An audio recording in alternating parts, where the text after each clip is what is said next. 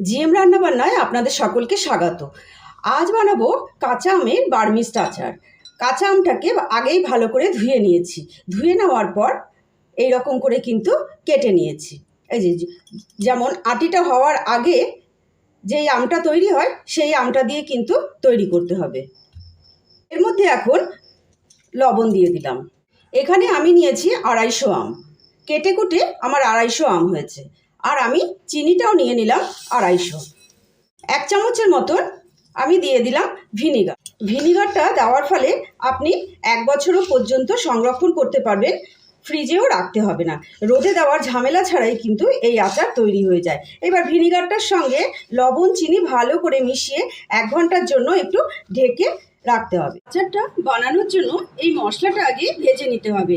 1 টুকরো দারচিনি, 1 চামচ সাদা জিরা, 1 চামচ কালো জিরা, 1 চামচ ধনিয়া, 1 চামচ মৌরি আর 1টা শুকনো লঙ্কা সুন্দর করে একটু ভেজে গুঁড়ো করে নিতে হবে। মশলাটা থেকে যখন পুটপাট আওয়াজ বেরোবে তখন কিন্তু মশলাটা নামিয়ে ফেলবেন। আমটার মধ্যে যে চিনিটা আমি দিয়ে রেখেছিলাম, দেখুন চিনিটা কিন্তু গলে গেছে।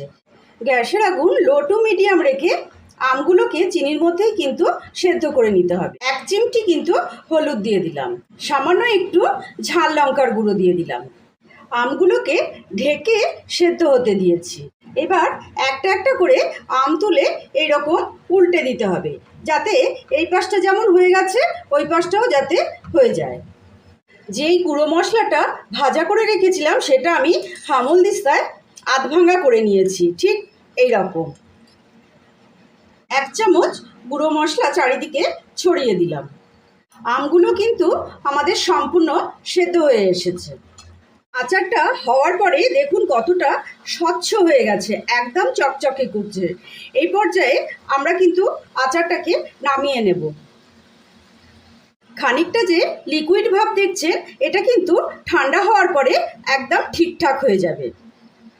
এই আচার কিন্তু 1 বছর পর্যন্ত সংরক্ষণ করতে পারবেন, ফ্রিজে কিন্তু রাখতে হবে না, বাইরে রাখলে পরেই কিন্তু চলবে। যদি ভালো লাগে রেসিপিটি তাহলে অবশ্যই একটা লাইক, শেয়ার, কমেন্ট, সাবস্ক্রাইব অবশ্যই কিন্তু করবেন।